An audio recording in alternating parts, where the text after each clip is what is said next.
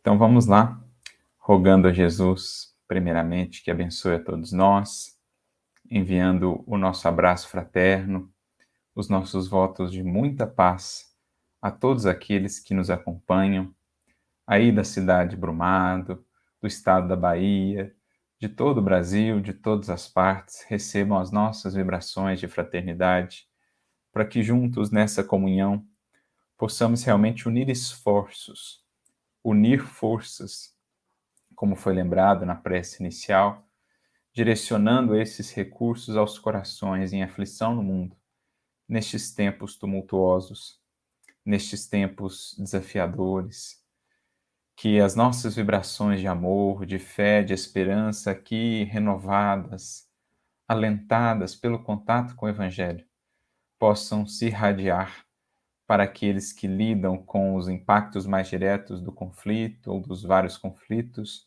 ora ocorrendo no mundo, também aqueles que passam por provas, por dificuldades, pelas asperezas da vida na matéria, que sintam-se embalados por esse amor que nós sentimos a nos embalar aqui também neste momento. A presença do Divino Mestre, traduzida para nós pelos seus benfeitores, que em seu nome atuam e nos fortalecem para a caminhada. Então eu fico muito agradecido pelo convite que nos foi feito, pela oportunidade de participar desta Semana Espírita de Brumado, e peço ao Divino Mestre que nos abençoe, que nos ilumine nas reflexões desta noite, para que elas nos sejam proveitosas para a caminhada e para a renovação que nos cabe a todos em busca daquilo que é a meta, que é inclusive o nosso tema para esta noite, a vivência do Evangelho ante os tempos novos, ou, poderíamos dizer, para a construção dos tempos novos, uma vez que esses tempos renovados, de fato, somente virão quando a humanidade terrestre, enfim, acolher a boa nova, aquela que há de trazer uma nova feição para o planeta Terra, uma nova feição para a humanidade terrestre, enfim, configurando-a agora, conformando-a a este modelo divino que nos foi dado em Jesus. Então, este é o nosso esforço, amigos. E é sobre isso que nós vamos conversar nesta noite, recorrendo, naturalmente, às imensas luzes que o Espiritismo nos traz para a compreensão do assunto. Porque o Espiritismo, ele nos abre horizontes muito vastos, tanto no que diz respeito ao nosso passado, mostrando de onde viemos, qual a nossa origem, quais aí os primórdios, quais os fundamentos da própria criação, mas também nos mostrando o futuro, o porvir, abrindo horizontes imensos, infinitos, também em relação ao futuro, falando-nos com clareza sobre a nossa destinação futura, sobre a sublimidade daquilo que nos espera nos planos mais elevados e mais, digamos assim, luminosos da vida abundante sobre a qual Jesus nos falou. Então, todos nós aprendemos com a doutrina espírita, estamos inseridos neste processo de construção, em que, desde tempos imemoriais, temos sido tutelados pelo Divino Mestre, o grande educador da humanidade, e pelos seus prepostos, que de tempos em tempos vem encarnando junto de nós, vem deixando aqui o seu legado de progresso moral, intelectual para a humanidade. Nós temos sido, desde então, desde esses tempos remotos, tutelados pelo Divino Mestre num processo contínuo marcado por muitas etapas, mas que, na verdade, faz parte de um grande projeto, que é o projeto educativo da humanidade terrestre. Projeto este que se iniciou muito tempo antes mesmo da humanidade dar o ar da graça na crosta terrestre.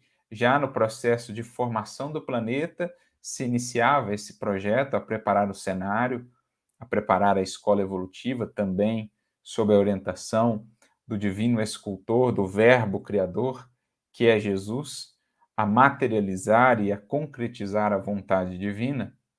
esse projeto vem se dando, e a partir do momento em que os seres que aqui temos habitado para a nossa educação, para o nosso processo de aperfeiçoamento, a partir do momento em que começamos a adentrar ali as faixas da razão, da compreensão, a luz não nos tem faltado vinda do alto, muitas vezes vindo mesmo à matéria, por meio dos mensageiros que se encarnam, para nos esclarecermos gradualmente em direção ao reino a que todos nós estamos destinados.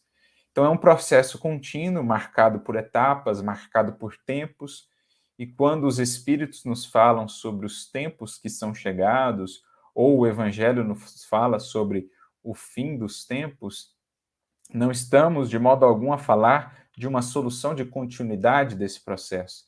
Estamos a falar de uma transição, estamos a falar de uma mudança de fase, digamos assim, uma mudança de estação, assim como temos na natureza, assim também a evolução do planeta, da humanidade que aqui habita, ela vai sendo marcada por esses processos, por esses períodos ou por estes ciclos, e os espíritos nos informam que estamos chegando agora, que já estamos inseridos num desses períodos muito importantes no que diz respeito à Terra, período de transição, para que, enfim, este planeta, assim como os que aqui habitamos, deixemos de estar na condição de um mundo de expiação e provas, onde ainda predomina o mal, as paixões, a ignorância, para adentrarmos numa nova fase que é também por si mesma transitória, uma fase de regeneração, como os Espíritos dirão no Evangelho segundo o Espiritismo, uma fase de convalescença, preparando, então, um futuro, um porvir de mais paz, de mais fraternidade para a humanidade terrestre. Este é o contexto em que todos nós estamos inseridos. No entanto, não basta vislumbrar este contexto, é preciso entender a parte que nos cabe para que atuemos no sentido de contribuir para que estes projetos se efetuem, para que esses desígnios do Cristo, que é o divino governador do orbe terrestre, possam mais prontamente se concretizar na realidade da nossa sociedade, na realidade do planeta também, do mundo, o reino dos céus a descer, enfim, tornando-se também o reino do Cristo na Terra. Ou, na simbologia do livro de Apocalipse, o último livro que fecha o Novo Testamento e que trata justamente desse processo de transição, falando das dificuldades pelas quais ele seria marcado, mas também das finalidades a que ele nos levaria, de uma nova humanidade, a simbologia do Apocalipse vai trabalhar a ideia da Nova Jerusalém, que desce do céu e finca, digamos, raiz, estabelece os seus fundamentos também na Terra. É um símbolo, portanto, da nova humanidade em vias de construção.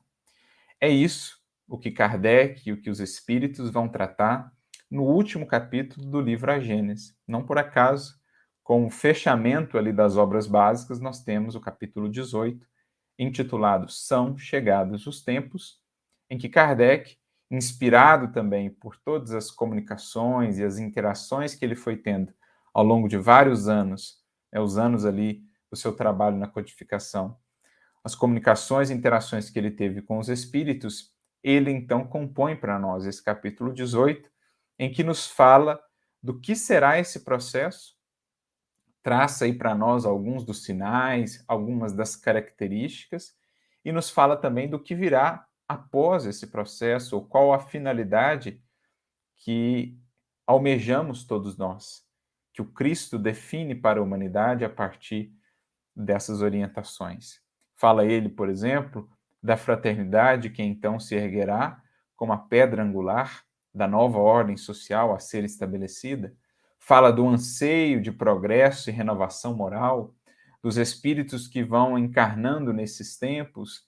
Naturalmente, ainda temos aqueles mais refratários, aqueles mais relutantes, mas também em tempos como este de transição, é maior o aporte de recursos do alto para o planeta, para a humanidade, na forma dos espíritos que aqui encarnam, para alavancar o progresso nas mais diferentes frentes, na ciência, na religião, na filosofia, nas artes.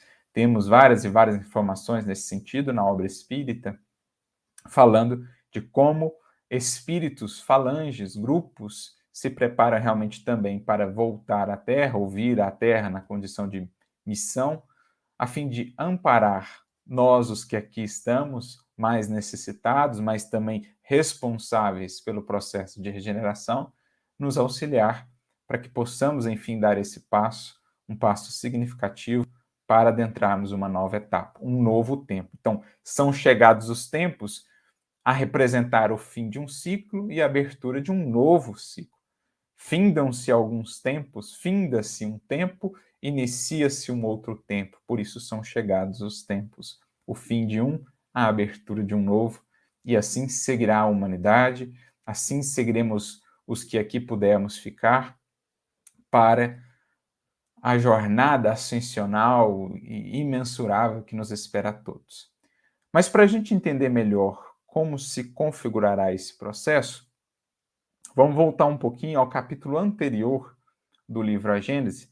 Nós mencionamos aqui o capítulo 18, vamos ao capítulo 17, em que Kardec ele trata das predições do Evangelho. Inclusive, no capítulo anterior ainda, no capítulo 16, ele traz um conceito muito interessante, ou uma teoria da presciência, em que ele busca nos explicar, por meio de figuras de linguagem, por meio da sua didática ali, daquilo que ele pôde aprender com os espíritos, como é possível para espíritos mais adiantados vislumbrar realidades do futuro. Porque ao comentar as predições do Evangelho, Kardec vai desdobrando para nós, destrinchando aquilo que Jesus deixou na forma de sementes, de parábolas, de relances, em torno de realidades futuras do planeta, em torno de processos que, por exemplo, estamos agora a viver. Então, um dos trechos que Kardec vai comentar neste capítulo 17 é justamente aquele que é conhecido no Evangelho como o sermão profético, que está presente ali no Evangelho de Mateus, no capítulo 24. Ele também se encontra em outros evangelhos, né? Nos evangelhos sinóticos, nós temos versões muito similares desse chamado sermão profético, em Marcos, se eu não me engano, no capítulo 13, também está lá em Lucas. E nesse sermão profético, Jesus, com a linguagem simbólica, vai, digamos assim, desenhando para nós alguns dos panoramas futuros da humanidade, especialmente no que tange a este processo de regeneração, que seria definidor aí do fim dos tempos, entre aspas, ou dos tempos que haveriam de chegar e que agora são chegados. Não por acaso os espíritos dão esse título ao capítulo ali 18 do livro A Gênese, né? Inspiram Kardec a dar esse título e usam essa expressão muitas vezes ao longo da codificação e da revista espírita. Então Jesus ele está vislumbrando com o seu olhar percussiente, com o seu olhar que devassa os tempos e o espaço, porque já um espírito puro, porque já um espírito que consegue acessar alguns dos arcanos de Deus, da onisciência divina, ele consegue acessar alguns desses parágrafos, algumas dessas, digamos assim, imagens, embora ele mesmo admita que também não o sabe, não o pode acessar de todo, porque neste mesmo sermão, quando fala dessas realidades do futuro, ele diz: quando isso se dará, exatamente, nem os anjos, nem o Filho do Homem o sabem, apenas o Pai. Então Jesus deixa claro que, embora avançando com a sua visão espiritual no tempo, porque já mais elevado e vislumbrando mais longe, existem para ele certos limites, porque ele é criatura, não é o Criador, não tem a onisciência, não tem a onipotência. Tem sim uma visão, abarca horizontes muito, imensamente mais vastos que os nossos. No entanto, ainda assim é criatura. Então, muito interessante a gente entender isso, como o Espiritismo vai nos explicando como isso se dá, porque isso nos ajuda também a entender a própria simbologia que Jesus vai trabalhar. E ali, em determinado momento, nesse capítulo 17, Kardec vai tratar dos sinais precursores, quando vai comentar algumas passagens, principalmente desse capítulo 24 de Mateus, do item 47 em diante. Ele lista ali uma série de passagens, e depois ele vai tecer algumas considerações sobre essas passagens, falando das suas características alegóricas, que não devemos nos fixar assim muito à letra, que não devemos ter uma leitura muito fundamentalista ou muito literal dos textos, porque isso implicaria então em interpretações absurdas, contrárias mesmo à lei da natureza, ou mesmo aos atributos de Deus, né, à sua justiça, à sua misericórdia. Mas ele dirá também que por detrás das alegorias, por detrás dos símbolos, nós temos a expressão de grandes verdades. De verdades, de orientações fundamentais, para que, uma vez as compreendendo, estejamos mais atentos ao processo em que estamos inseridos, mas atentos também àquilo que nos cabe fazer, àquilo que nos é possível realizar para contribuirmos da melhor maneira. É com esse intuito que ele vai tecendo comentários, então, acerca deste sermão, que abre para nós alguns desses horizontes do porvir. E quanto mais a gente lê as palavras de Jesus no sermão profético, mais nós vamos identificando a plena atualidade do que o mestre ali deixou.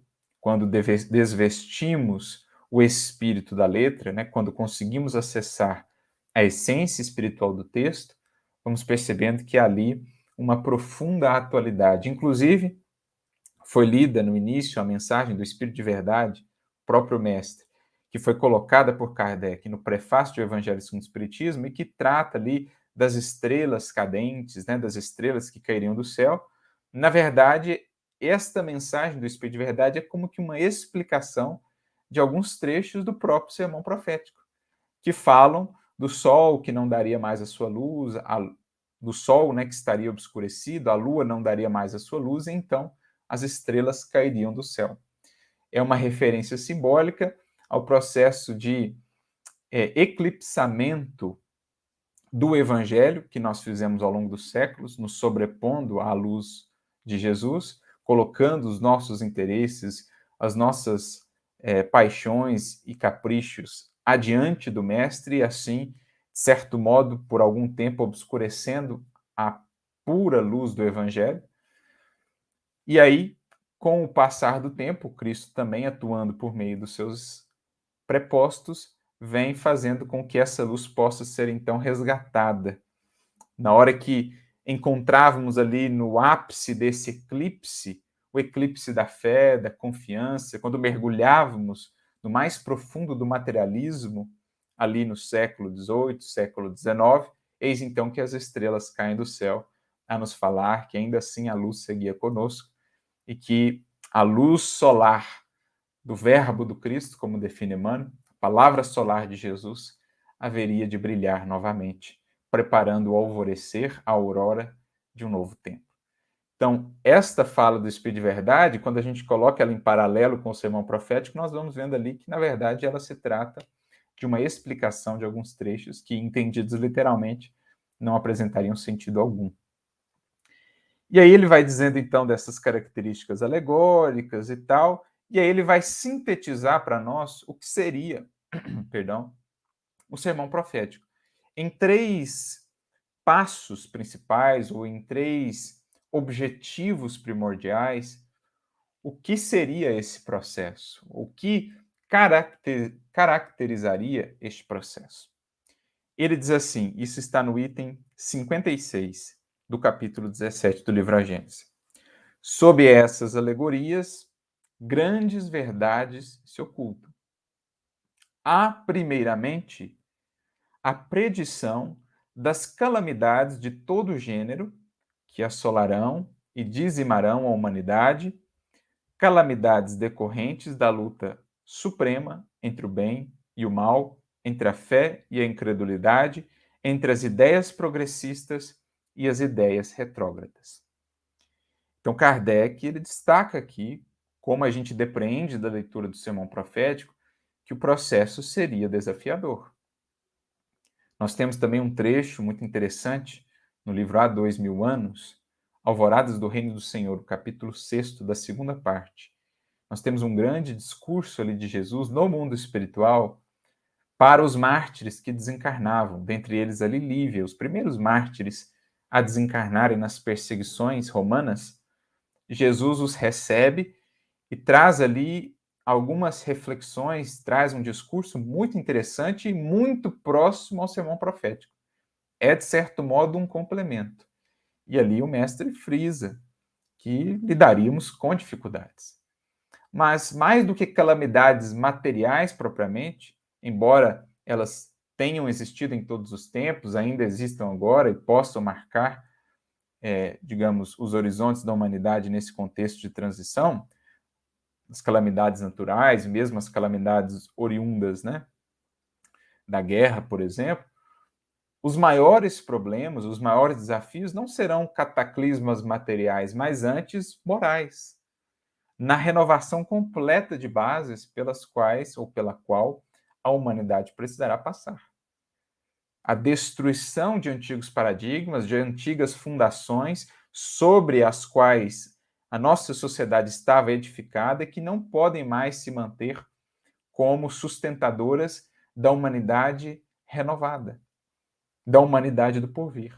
As velhas bases do egoísmo, do interesse, da ambição, do orgulho, da paixão, essas não mais serão capazes de sustentar o edifício humano.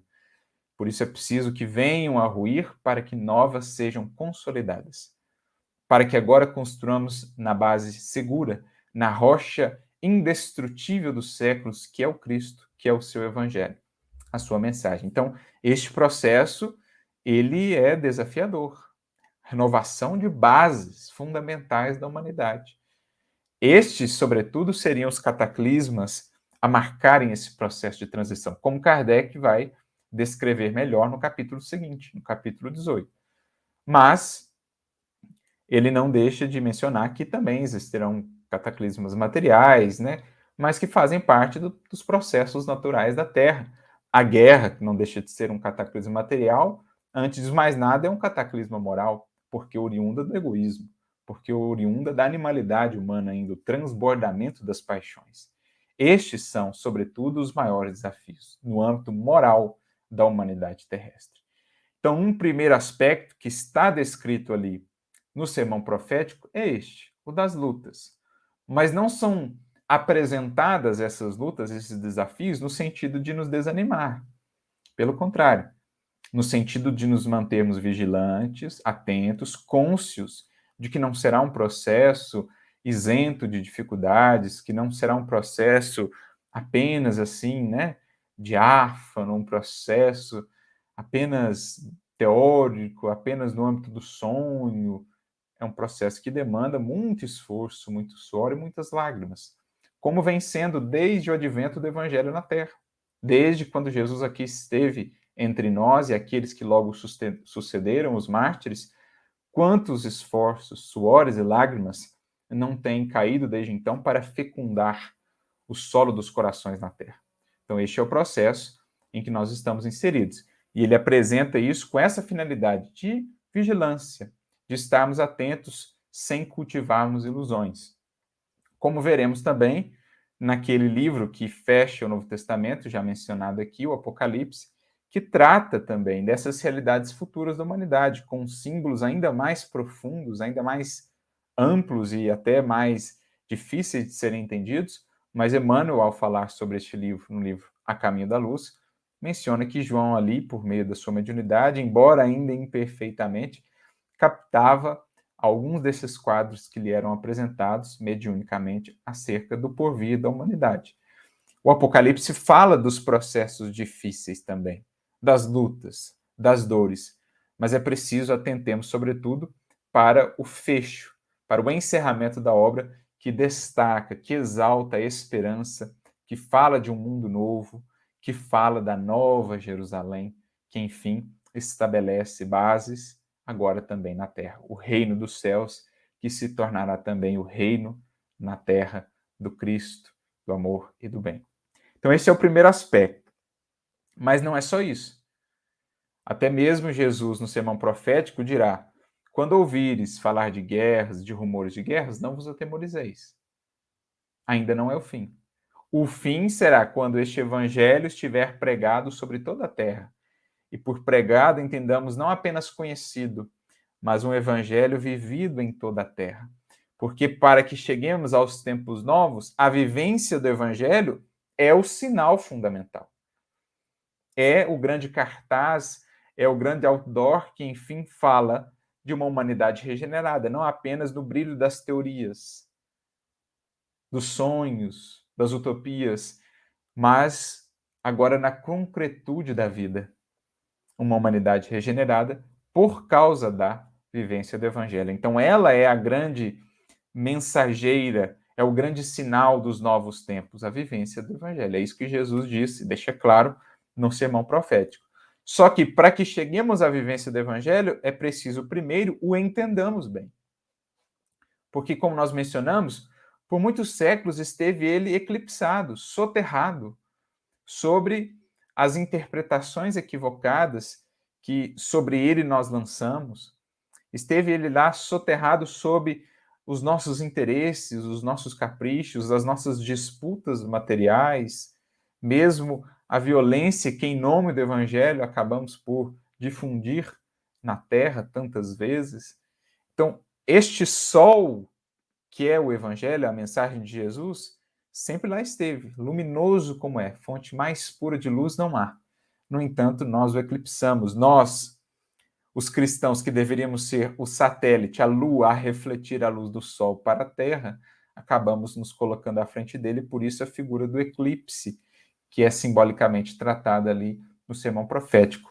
O sol obscurecerá, a lua não dará a sua luz, porque se antepõe ao sol, e então, quando assim se desse, as estrelas cairiam do céu. Os espíritos viriam nos despertar para o resgate do Evangelho.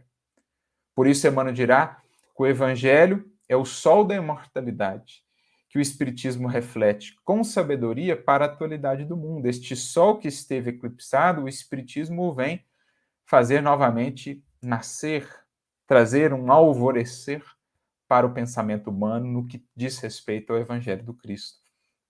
Por isso, o segundo passo, diz aqui Kardec, no seu comentário, no item 56, há, em segundo lugar, a da difusão por toda a terra do Evangelho restaurado na sua pureza primitiva.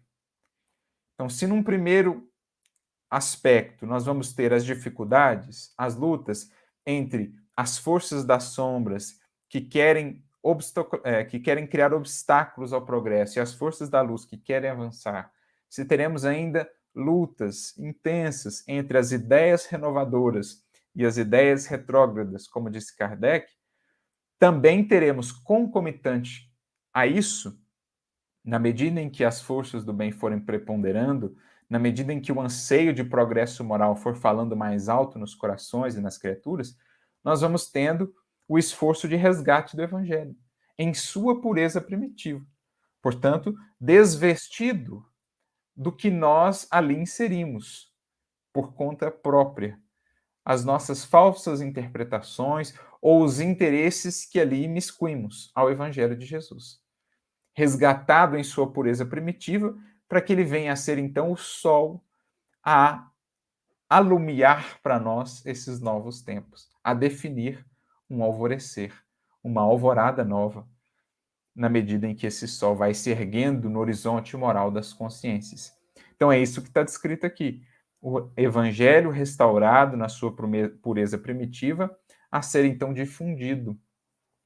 E aí aqui a gente percebe o próprio progresso material que estará a serviço do progresso moral, o que nos faz recordar da questão 780 de O Livro dos Espíritos, quando dizem os benfeitores que o progresso material, o progresso intelectual, de certo modo, ele vai engendrando o progresso moral, porque vai aumentando o nosso discernimento, mas também até porque ele vai ampliando as possibilidades tecnológicas, o progresso intelectual. E com isso ele vai facilitando a comunicação, ele vai facilitando as interações, e assim nós vamos conseguindo, digamos, difundir mais prontamente, mais amplamente, essas ideias, que são sementes de vida nova. Emmanuel mesmo vai definir que o Evangelho é um conjunto de ideias sublimadas, vindo das esferas superiores para a nossa esfera humana, a nossa esfera terrena, a fim de nos conduzir à sublimação. Então, o conjunto de ideias sublimadas a percorrerem agora as redes, as possibilidades tão mais amplificadas de comunicação que temos, vai acelerando o processo. Corações que antes teriam mais dificuldade em acessar esse conteúdo, agora poderão acessá-lo tão prontamente, o que será um estímulo, o que será um convite renovado ao processo da transformação. Então, um segundo característico, um segundo elemento definidor desse processo em que estamos vivendo, ou em que estamos inseridos, é justamente essa difusão mais ampla dos conhecimentos do Evangelho, explicados agora, despojados de todas as incompreensões que a eles nós associamos.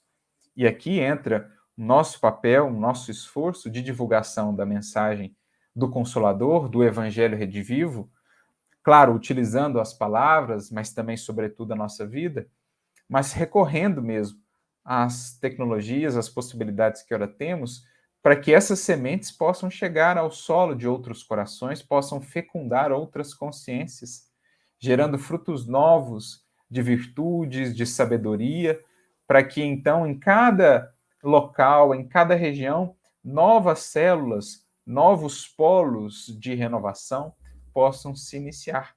E assim, no somatório, cada vez mais o conjunto possa se aperfeiçoar. Então, cabe-nos também a caridade, como dirá Emmanuel, da divulgação do Evangelho, renovado, explicado, esclarecido, decodificado pelo Espiritismo, que nos abre os cofres abundantes e inesgotáveis do tesouro do Evangelho a todos aqueles que se esforçam por encontrar essa riqueza da vida, esse pão que nutre-nos a alma sedenta de infinito e de eternidade. Então, esta também é uma tarefa que nos cabe dentro das nossas possibilidades. Outrora, Jesus solicitou a Paulo que utilizasse os poderes do Espírito para estender a mensagem cristã. Ao seu tempo, a tecnologia era muito escassa, as possibilidades muito limitadas, e ele recorreu às cartas, aos pergaminhos, era o que ele tinha à época. Se Jesus nos dissesse agora e reiterasse esse pedido, utilizem os poderes do Espírito, o quanto não poderemos fazer com o que temos hoje de recursos. Ficamos a imaginar o quanto Paulo não estaria fazendo com o quanto se tem hoje de recursos, de possibilidades de comunicação não impositiva, não violenta, não agressiva, mas elucidativa, consoladora, esclarecedora. Certamente muitos corações estarão apenas aguardando essas sementes para que possam logo regá-las, cultivá-las e fazê-las florescer e frutificar. Este é um segundo elemento característico desse processo. Mas ainda há um terceiro, que seria, digamos, a culminância. Kardec dirá, depois, então, há em segundo lugar a da difusão por toda a terra do Evangelho restaurado na sua pureza primitiva, e depois a do reinado do bem, que será o da paz e da fraternidade universais, a derivar do código de moral evangélica posto em prática por todos os povos. Posto em prática por todos os povos. Percebem o que Jesus quis dizer lá no sermão profético quando fala: o fim virá quando este evangelho for pregado em todos os povos.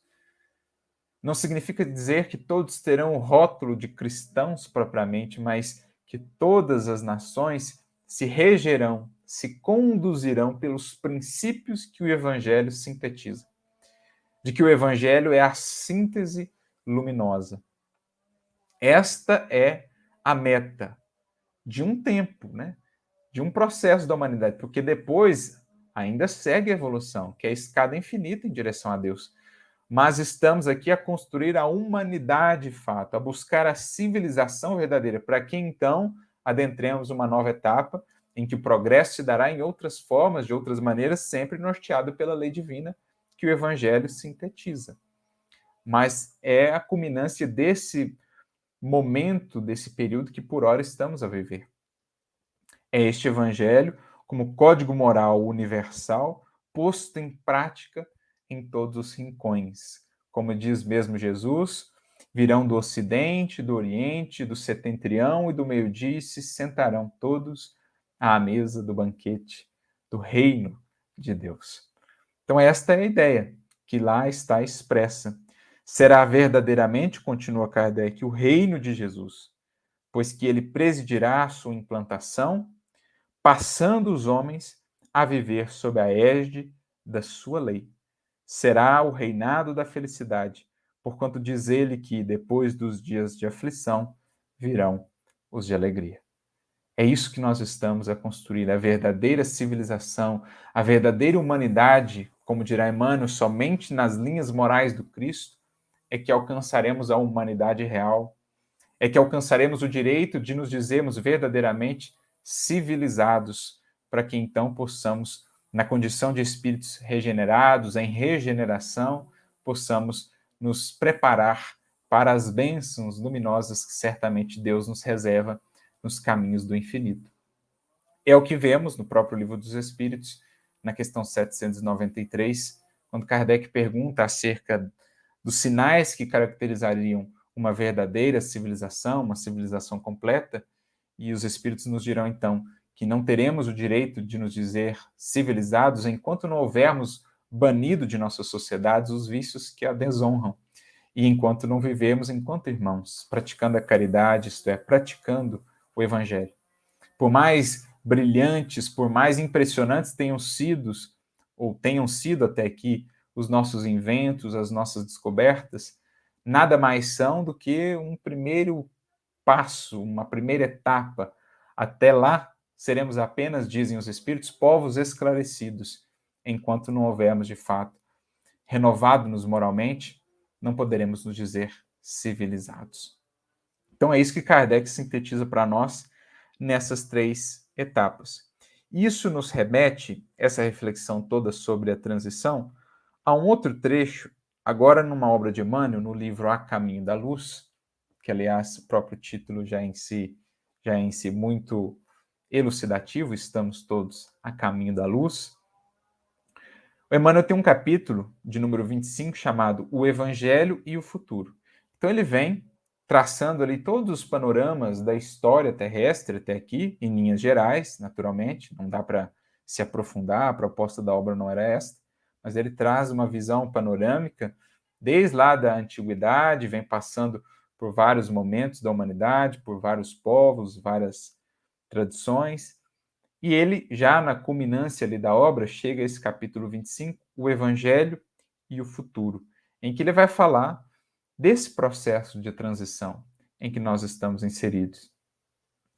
E aí, em determinado momento do texto, ele diz assim: a vinda do Cristo ao planeta assinalaria o maior acontecimento para o mundo, de vez que o Evangelho seria a eterna mensagem do céu, ligando a terra ao reino luminoso de Jesus, na hipótese da assimilação do homem espiritual com respeito aos ensinamentos divinos.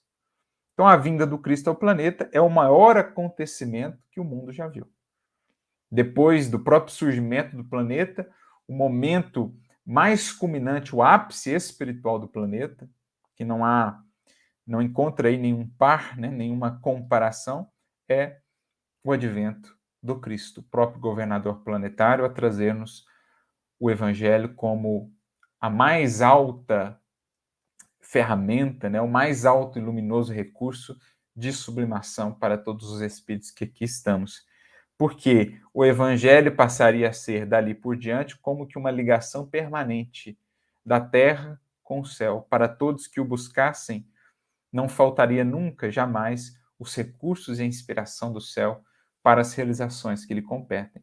A questão é que muitas vezes temos menosprezado este livro divino, este livro da vida, como dirá São Vicente de Paulo no Evangelho segundo o Espiritismo, no capítulo 13, todos os vossos males provêm do abandono voluntário a que votais esse resumo das leis divinas, esse livro sublime, e aí a gente acabou perdendo ao longo dos séculos, nós, enquanto espíritos, individualmente falando, mas também enquanto coletividades, acabamos muitas vezes perdendo essa conexão ou, digamos assim, soterrando essa luminosidade do Evangelho. Por isso ele continua: a pureza do cristianismo não conseguiu manter-se intacta. Tão logo regressaram ao plano invisível os auxiliares do Senhor, reencarnados no globo terrestre para a glorificação dos tempos apostólicos. O assédio das trevas avassalou o coração das criaturas. Então, o Cristo, a sua mensagem pura, permaneceram intocados. Lá sempre estiveram, nada os poderá manchar. Agora, o cristianismo, enquanto movimento humano, e as nossas interpretações acerca do Evangelho, estas muitas vezes se distanciaram em muito da realidade pura e original do que Jesus nos trouxe. Decorridos, né, alguns séculos daqueles primeiros acontecimentos, daqueles séculos iniciais do glorioso período dos mártires cristãos, logo nós começamos a misturar o evangelho com as políticas do mundo, com os interesses materiais, e por muito tempo, com louváveis exceções, mas por muito tempo estivemos assim absolutamente apartados daquilo que é a própria essência da mensagem de Jesus, de simplicidade, de amor, de perdão. Estivemos muitas vezes ali mergulhados nas ambições, na cupidez humana, nos interesses, em expressões de violência a pretexto de servir a Jesus e outras coisas que tão bem conhecemos. Mas aí ele segue dizendo, falando, né, desse processo de afastamento, e ele diz: desde essa época em que a mensagem evangélica dilatava a esfera da liberdade humana, em virtude da sua maturidade para o entendimento das grandes e consoladoras verdades da existência, estacionou o homem espiritual em seus surtos de progresso, impossibilitado de acompanhar o homem físico na sua marcha pelas estradas do conhecimento. Então, o que Emmanuel está a dizer é que começou a existir um compasso, um descompasso cada vez mais significativo entre o homem espiritual, ou aquilo que Kardec vai definir no Livro dos Espíritos, o homem moral, e o homem físico, ou o que Kardec define no Livro dos Espíritos, o homem material, ou o homem carnal. Paulo também vai falar disso na sua primeira epístola aos Coríntios, os espirituais e os carnais, também na sua carta aos Romanos, se eu não me engano, ele fala dessa diferença, né?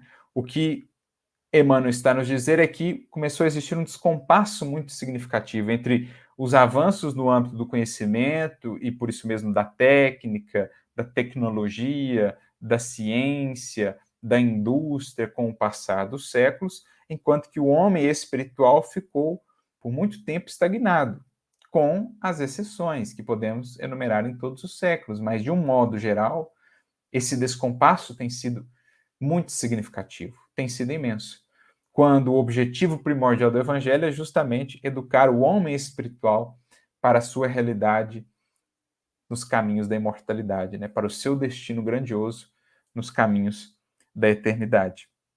Por isso, Emmanuel continua: é por esse motivo que, ao lado dos aviões poderosos e da radiotelefonia, que ligam todos os continentes e países da atualidade, indicando os imperativos das leis da solidariedade humana, então, a internet, a radiotelefonia, os aviões, todos esses recursos chegaram para ampliar a fraternidade, mas muitas vezes acabam sendo o quê?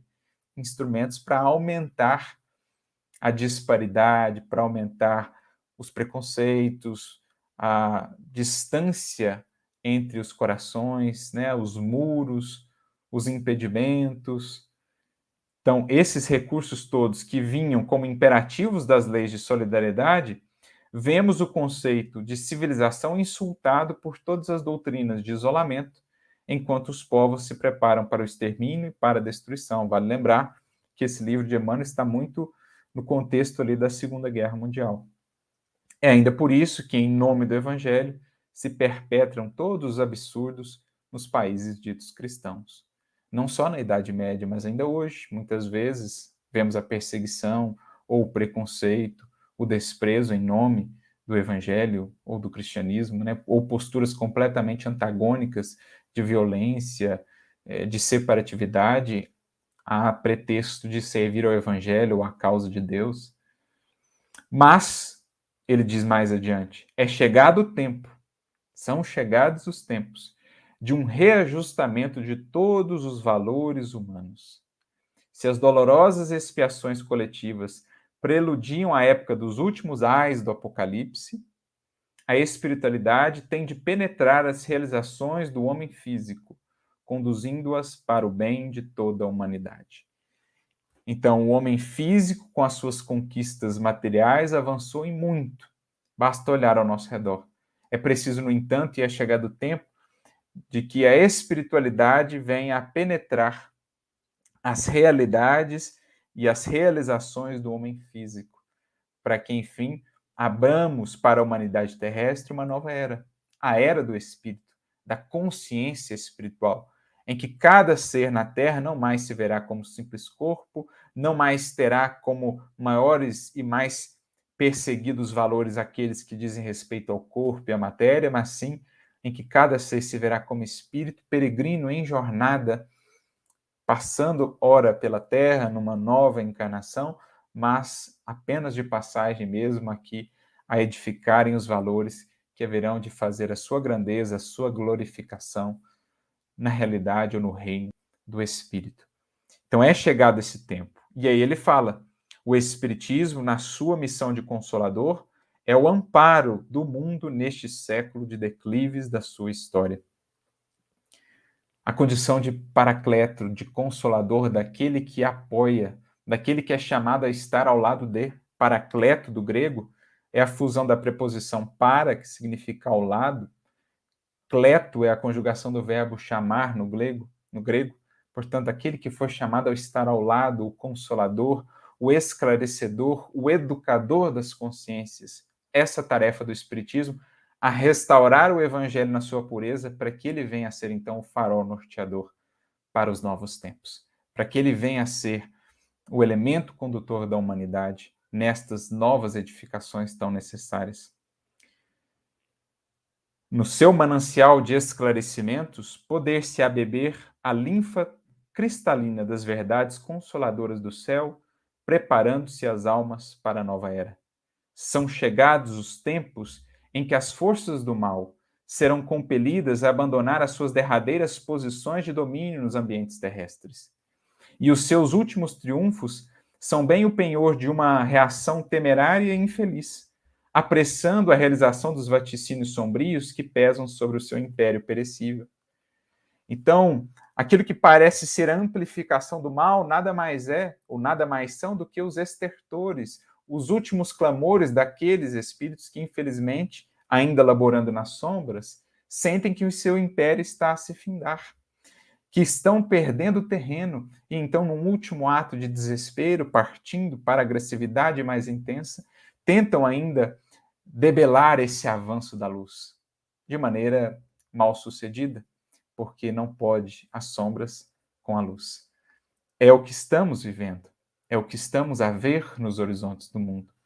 Ditadores, exércitos, hegemonias econômicas, massas versáteis e inconscientes, guerras inglórias, organizações seculares passarão com a vertigem de um pesadelo.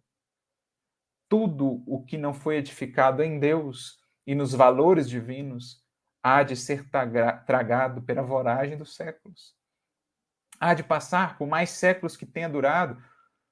O Império Romano um dia teve na sua capital a cidade eterna, porque se considerava um império eterno, e hoje é um amontoado de ruínas, como Públio Lentulus ouviu do próprio mestre Galileu às margens do Tiberíades.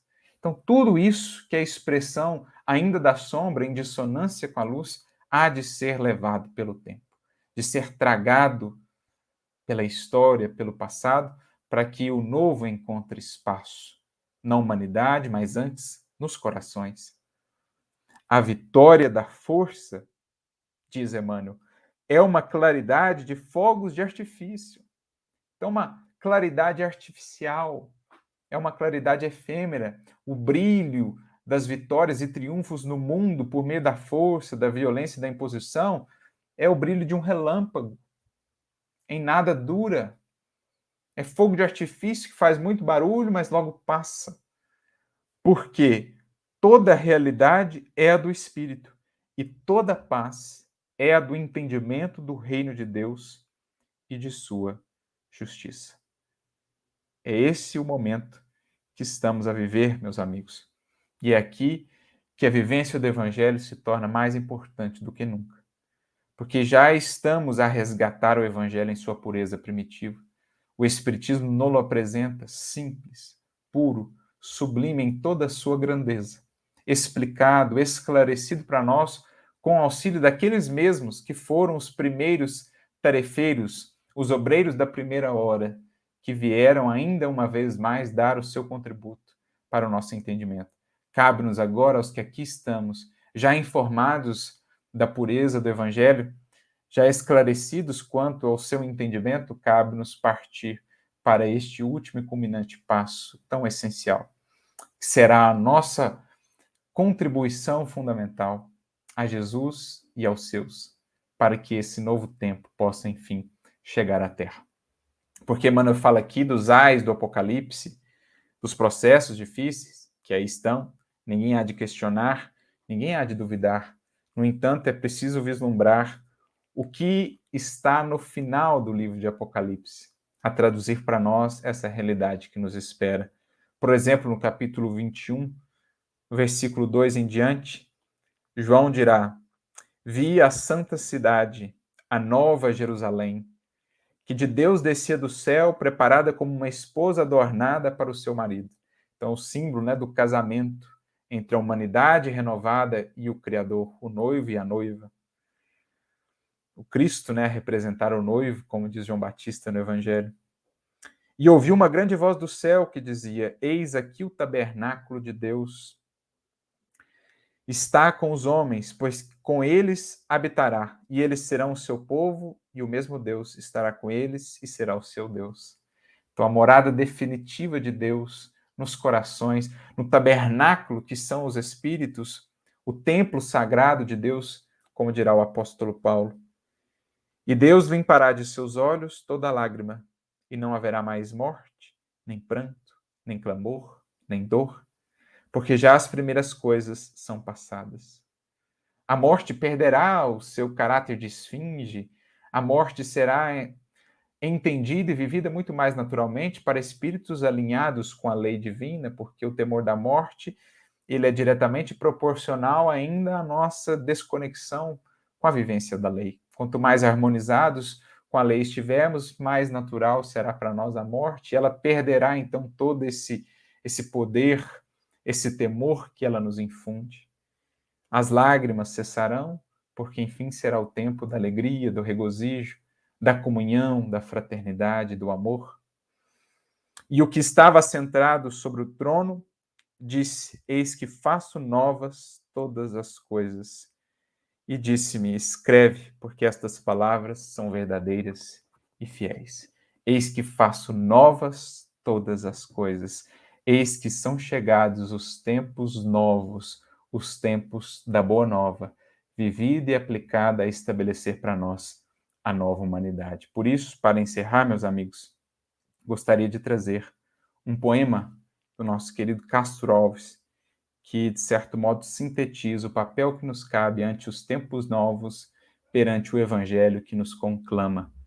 Encontra-se esse poema no capítulo 3 do livro Doutrina e Vida, e o seu título é justamente Ante os Novos Tempos.